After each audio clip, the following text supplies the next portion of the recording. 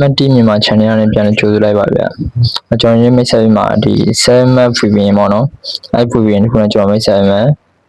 ဘေးမရှိဆိုရင် free သုံးလို့ရမယ်ဘေးရှိရဆိုရင် line ကောင်းတယ်ပေါ့နော်ပထမဆုံးကျွန်တော်တို့ဒီ Play Store ကနေရော 7 VPN ဆိုပြီးရိုက်ရှာလိုက်မယ်ဗျာ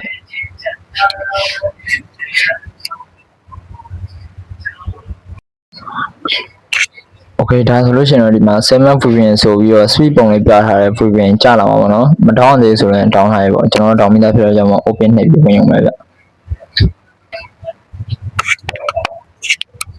ပထမဆုံး7 VPN ကိုရောက်ပြီဆိုလို့ရှိရင်သူ့မှာပြထားတာဒီမှာအောက်မှာဖွင့်တဲ့ photo ခေါက်ပါမယ်ပေါ့နော်အပေါ်မှာ line ဆွဲရရွေးတာပေါ့နော်အောက်ကဟာတော့ true မှုသုံးပါလားဒီတက်သုံးပါလားဆိုပြီးရွေးရတာပေါ့အရင်ကသုံးလို့ရတယ်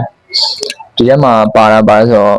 ဒီတက်သုံးလို့ရမယ် true မှုသုံးလို့ရမယ်အရင်သုံးလို့ရတယ်ပေါ့နော်တခြားဒီမှာသုံးနေတဲ့ဟာရှိသေးရင်ဆိုရင်သုံးလို့ရတယ်ပေါ့ Twitter တို့ဘာလို့တွဲဆိုလို့ရှိရင်သုံးလို့ရတယ်ကျွန်တော်ကဒီ line ဆွဲအကောင့်သုံးပါဆိုတော့ဒီပေါ်ကနေပြီးတော့ပဲရွေးလိုက်တယ်ပေါ့နော်ဒီတက်ထဲပဲရွေးလိုက်တယ်ပြီးလို့ရှိရင်ဒီအောက်မှာရှိရပေါ့နော်ဒီ line ဆွဲရွေးတဲ့ဟာပေါ့နော်ကိုကဘယ်ဟာကိုရွေးမလဲပေါ့နော်ရွေးလို့ရှိရင်လည်းဒီမှာရှိရစိမ်းအောင်ပြထားတယ်မှာခဏအနည်းဆုံးရွေးရပြီ01တို့02တို့03ပေါ့နော်အဲ့ကောင်ဆိုလို့ရှိရင်တော့ဒါ line ဆွဲပုံမြင်တယ်အပေါ် auto slot ရွေးရမယ်ဆိုရင်လည်းပြဿနာမရှိဘူးကျွန်တော် auto slot ပဲရွေးပေးရတယ်ပေါ့နော်ရွှေဘွားရဆိုတော့ဒီအောက်က bottom clock ပေါ့နော်အဲ့ clock နှိပ်ပြီးကြော်ရမှာပဲနော်အဲ့ clock နှိပ်ပြီးခဏစောင့်လိုက်မယ်ကျွန်တော်ခဏကြည့်ပြရအောင်နော်ဒါဆိုကျွန်တော်ကြည့်လို့ပြီးပြီကျွန်တော်ကြည့်လို့ပြီးဆိုသူကအချိန်14မိနစ်ရရပါတော့ကိုကတော့မှ14မိနစ်မလောက်ဘူးထပ်ပြီးတော့တိုးကျင်တယ်ဆိုလို့ရှိရင်တိုးလို့ရပါတယ်မဘူပင်ဆိုပြီးတော့ပုံမှာတက်သွားပြီပေါ့နော်အဲ့ဆိုရင်ဘူပင်ကြော်ဖို့ရဖြစ်သွားပြီအဲ့လိုအချိန်ဆက်တိုးမယ်ဆိုလို့ရှိရင်လည်းခက်ခဲမို့အပေါ်ပြတဲ့မှာထိုင်းစာနဲ့ရေးထားတဲ့နေရာကိုနှိပ်လိုက်ပါတော့နှိပ်ပြီးလို့ရှိရင်ဒီစာနှလုံးပုံနဲ့ညာဘက်ချမ်းနှိပ်လိုက်ပါတော့အဲ့ဆိုရှင်ကျွန်တော်ခဏကြည့်ပေးရမယ်ဗျ